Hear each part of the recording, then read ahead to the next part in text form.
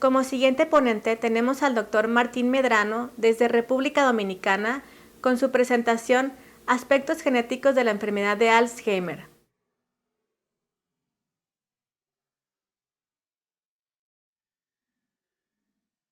Hola, buenos días. Les damos la bienvenida a todas las personas que están conectadas a este segundo simposio iberoamericano sobre la enfermedad de Alzheimer. Aprovechamos para dar las gracias al comité organizador por la invitación que nos han cursado. Esta es la presentación que vamos a tener sobre los aspectos genéticos de la enfermedad de Alzheimer. Esas son las instituciones en las cuales laboro.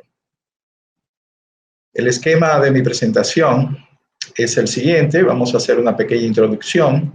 Vamos a hablar sobre el ciclo de la epidemiología genética, cómo buscamos el gen culpable, la genética y la epigenética, algunos genes de relevancia que han sido reportados, y vamos a hablar sobre la experiencia del estudio familiar de la influencia genética en Alzheimer, EFIGA, que es el estudio en el cual trabajo. Finalmente, vamos a dar unas conclusiones y unas implicaciones. La genética en la enfermedad de Alzheimer ha sido descrita desde hace muchos años. Desde 1932 se publicaron trabajos que exponían la presentación familiar. Se veía que es más frecuente en mujeres. Y en 1945 se hace el primer estudio en gemelos, Kalimann y colaboradores. Ya en 1984 se descubre y secuencia el gen de la proteína precursora del amiloide, que es el inicio de toda una era de investigaciones en la parte genética. El riesgo de una persona que tiene familiares con enfermedad de Alzheimer es de 2 a 3 veces mayor que en los grupos controles. Y eso es importante y nos ha dado pie para nosotros poder seguir rastreando familias con la enfermedad de Alzheimer. Podemos dividir desde el punto de vista de la historia familiar la enfermedad de Alzheimer, tanto de inicio tardío como de inicio temprano, en esporádico y familiar. Los de inicio tardío a partir de mayores de 65 años y los de inicio temprano de menores de 60 a 65 años, también de tipo esporádico y familiar. Este es el ciclo de la epidemiología genética y es donde se sustentan todas las investigaciones en la parte genética de la enfermedad. Nosotros tenemos una población y en esa población hay personas afectadas de la enfermedad. Nosotros vamos a las familias de esas personas, identificamos, hacemos un árbol genealógico y dentro de esta nosotros entonces vamos al genoma. Podemos hacer estudios de asociación amplia del genoma o podemos hacer secuenciación del genoma completo o secuenciación del exoma completo. Posteriormente vamos y buscamos los lugares específicos del cromosoma, ya sea utilizando polimorfismo de nucleótido simple o microsatélites. Una vez identificados los genes o el gen que podría ser responsable, esto obviamente por la parte estadística, tenemos que ir y buscar la función de ese gen. Realizamos esto, es lo más laborioso, por reacción de cadena de polimerasa, y posteriormente volvemos a la población y ese ciclo se repite una y otra vez. Encontrar el gen culpable es difícil. Es como si estuviésemos en el universo, en la galaxia, y tenemos que buscar el planeta en el cual se encuentra una persona, luego tenemos que ir al continente, luego la ciudad y el edificio donde vive. Asimismo, cuando hablamos de la búsqueda de un gen, tenemos que ir al genoma, luego al cromosoma, identificar ese gen y luego ver la mutación que la está causando. Pero todo lo que ocurre en la vida de una persona puede influir en la expresión del ADN. Y esa expresión del ADN y la interrelación que tiene con el medio ambiente es fundamental. Muchas veces ese ADN puede sufrir cambios tanto a nivel de la forma en las cuales se empaquetan esas proteínas y hay modificación de las histonas o la metilación del ADN. Por eso, la expresión de muchos genes que son genes de riesgo va a depender de el medio ambiente y la epigenética.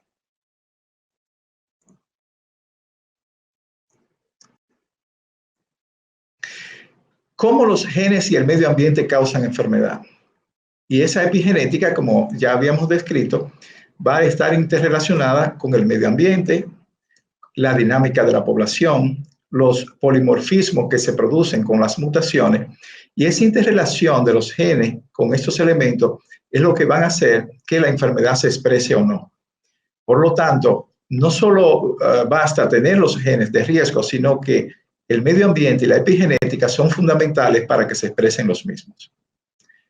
En la siguiente diapositiva podemos ver básicamente cuáles son hasta el momento los genes que están relacionados con la enfermedad de Alzheimer.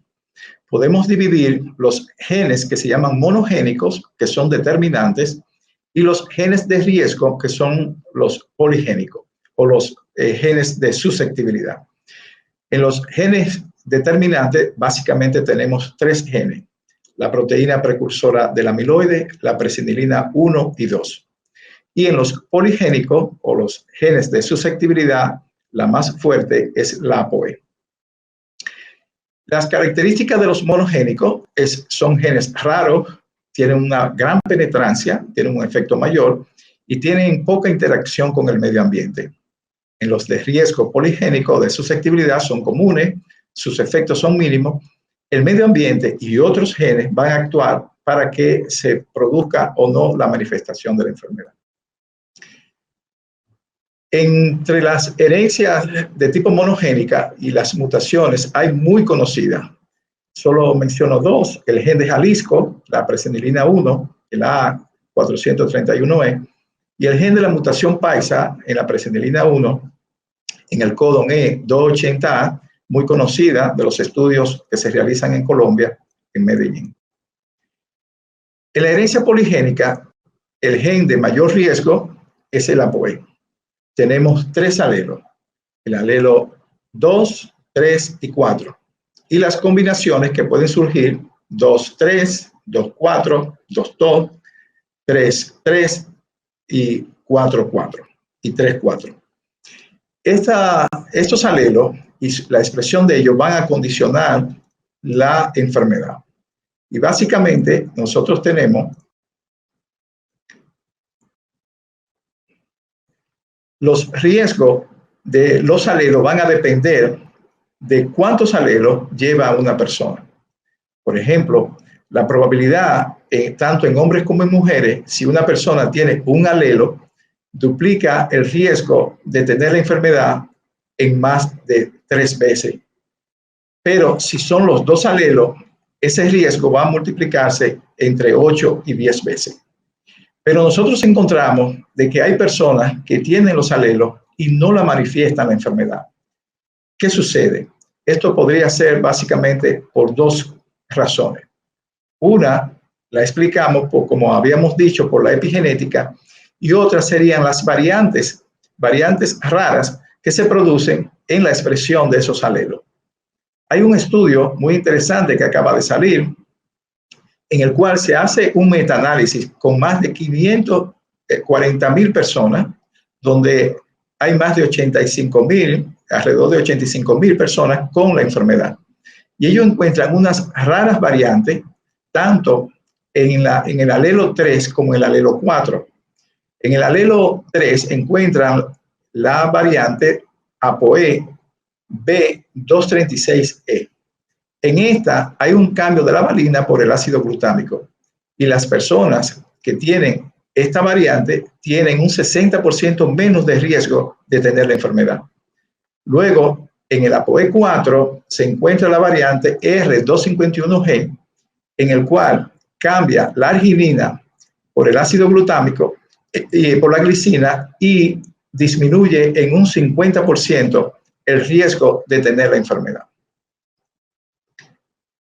Estos son algunos de los genes, los locus y las variantes genéticas que se han estado reportando. Hay más de 20 genes relacionados, estos son los principales. En la siguiente slide podemos ver la distribución en los cromosomas donde más afectación tenemos. Por ejemplo, en el 19 tenemos varios genes que se describen. Tenemos en el 11, y vamos luego a ver el SORLA, que es uno de los aportes del estudio EFIGA en el cual participamos, a la ciencia. Uno de los genes que fue descrito en los últimos 10 años fue la mutación en el ADAN10. En el ADAN10 actúa disminuyendo la expresión de la alfa secretasa, la actividad, y aumentando la actividad de la beta secretasa. Por lo tanto, en estos pacientes sería interesante posteriormente dar seguimiento y ver cómo se pueda modificar y activar más la alfa secretasa para disminuir la expresión de ese gen. También tenemos el gen, el CLUT y el PICAN. El CLUT actúa como chaperona para la beta amiloide y el PICAN actúa en los neurotransmisores, en las proteínas que intervienen en ellos, y cuando hay afectación de estos genes, entonces la asociación con la enfermedad de Alzheimer aumenta. El gen ABCA7, las supresiones y mutaciones de ella, se ha visto relacionado con el metabolismo del colesterol y es un gen que interactúa muy de cerca con el ApoE4. También tenemos la mutación del CLN5 que va a afectar todo el tráfico a nivel del retículo endoplásmico. Voy a contar algo sobre el estudio familiar de la influencia genética en Alzheimer. Es un estudio en hispanos caribeños de la República Dominicana, Puerto Rico y Estados Unidos. En Estados Unidos, básicamente en la parte de Nueva York, en Washington High, es un estudio dirigido y coordinado en la Universidad de Columbia de Nueva York. En República Dominicana somos los investigadores principales a través de la Pontificia Universidad Católica Madre y Maestra y la Universidad de Puerto Rico, que participa del estudio. Esta es la República Dominicana y ese Puerto Rico. Debo informar que en estos momentos está pasando el ciclón Fiona por la República Dominicana. Ya pasó por Puerto Rico. Hasta ahora no se han reportado muertes y esperamos que esto continúe así, aunque está haciendo muchos daños a la parte de la agricultura. Esta es una familia de nuestro estudio familiar de EFIGA. Estas son unas imágenes. Nosotros trabajamos tanto en la parte rural, en la parte urbana. Seguimos los pacientes donde están.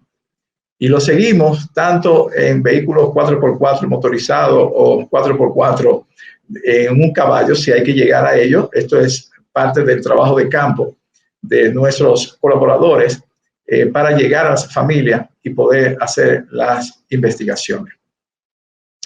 En la herencia monogénica, nosotros encontramos una mutación en la presenilina 1 que más del 48% de los afectados manifestaban la enfermedad. Es una mutación, la mutación GLI206, que describimos hace ya unos años. También encontramos mutaciones de inicio tardío de las ya conocidas de la APP, la presenilina 1 y 2, pero encontramos mutaciones nuevas como es la progranulin y el MAP, que son dos genes más relacionados con la degeneración lobar frontotemporal y nosotros también la hemos encontrado en la enfermedad de Alzheimer. En cuanto a la herencia poligénica, el aporte mayor del estudio FIGA es la descripción del SORLA1 genéticamente asociada a la enfermedad de Alzheimer. Nosotros estudiamos los alotipos del SORLA, primero en dominicanos y en europeos, y vimos la asociación de esta con la enfermedad de Alzheimer. Luego también se hizo en afroamericanos. Y el SORLA, ¿cómo actúa el mismo? Sabemos que la proteína precursora del amiloide va desde la parte de la superficie celular, es tomada por el vascular protein sorting para llevar a los lisosomas y al endosoma reciclante, y de ahí al aparato de Golgi para limpiar.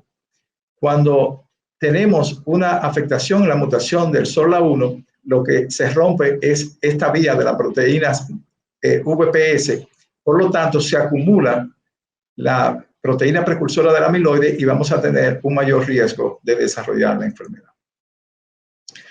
Nosotros hemos hecho la secuenciación completa del genoma en las personas del estudio FIGA, y algunas de las cosas que hemos encontrado es este gen, el FBOXLRR, que trabaja en los procesos de ubiquitinización y la actividad proapoptótica. Es la primera vez que se reporta el mismo, estamos replicando en otros grupos. Uno muy interesante es una ultra rara mutación, la SRCAP, el cual está relacionado incluso con el síndrome de Floating-Harbor, que es un síndrome que afecta de tipo acondroplásico a los niños y va a afectar también toda la parte cognitiva en los infantes. Nosotros formamos parte del proyecto de secuenciación en la enfermedad de Alzheimer. Una de las mutaciones que hemos encontrado es la AKAP9. Es una proteína de estructura, ensambla varias proteínas quinasa y fosfatasa, tanto en el centrosoma como en el aparato de Golgi. Yo creo que en los últimos años el aporte más interesante es este gen, el FMNL2. Este gen, acabamos de reportarlo en el Acta Neuropathology. Nosotros describimos la interacción que tiene para regular la parte gliovascular y la asociación con los factores de riesgo vasculares en la enfermedad de Alzheimer. Todos sabemos que es difícil encontrar una enfermedad de Alzheimer pura. Hay muchos factores vasculares asociados y probablemente la interacción de este gen juegue un papel importante. En resumen, el perfil genético que tenemos actualmente de la enfermedad de Alzheimer, tenemos genes raros, como lo que presentamos a la izquierda, en la parte de abajo, los que se rigen por la herencia mendeliana, que ya describimos, la presenilina 1 y 2 y la APP, y los dos genes de riesgo más importantes, el SORLA1, que ya describimos, y la APOE4. El estado actual del descubrimiento genético en el Alzheimer, de aproximadamente 38 locus de GWAS, unos 9 genes son portadores de variantes codificantes, y eso probablemente explique la asociación de esos genes que aparecen ahí. Hay variantes novedosas que no se ven en el GWAS, y tenemos que utilizar el hueso, el WGS, y las variantes en el epigenoma que se están describiendo últimamente y que no hemos profundizado mucho. Resumiendo, desde la genética, la enfermedad de Alzheimer es un trastorno heterogéneo con formas monogénicas y poligénicas. Ya habíamos descrito que las formas monogénicas son las menores, menos del 5%, y 3 genes codifican para las otras variantes, la proteína precursora del amiloide, la presenilina 1 y 2, y la mayoría de los pacientes, un 60-80%, son portadores de forma poligénica y está determinada por numerosas variantes genómicas independientes. La epigenética juega un papel fundamental en el encendido o apagado de esta herencia poligénica, sin embargo, se ha estudiado poco. El gen de riesgo más fuerte y consistentemente asociado es el APOE, codifica para la polipoproteína E4, está muy relacionada con el transporte de colesterol y se ha implicado en numerosas vías específicas del amiloide. Se han descrito más de 38 locus independientes que muestran asociación significativa del genoma completo con el riesgo de la enfermedad. ¿Cuáles son las implicaciones de esto? Si bien los síntomas y signos pueden ser similares, es probable que las diferencias patológicas y etiológicas se deban a la variación genética y la interacción ambiental. La enfermedad cerebrovascular puede ser un desencadenante de la enfermedad en personas genéticamente susceptibles. El éxito en el desarrollo de tratamientos o estrategias preventivas dependerá de una comprensión más clara de las influencias genéticas en la enfermedad. Eventualmente, el tratamiento para la enfermedad de Alzheimer se va a hacer de forma individual según el perfil genético. Este es nuestro equipo en Estados Unidos, los investigadores a nivel internacional. Damos agradecimiento a las familias, principalmente que participan en el FIGA, y estas son las instituciones que nos dan los fondos. Muchísimas gracias.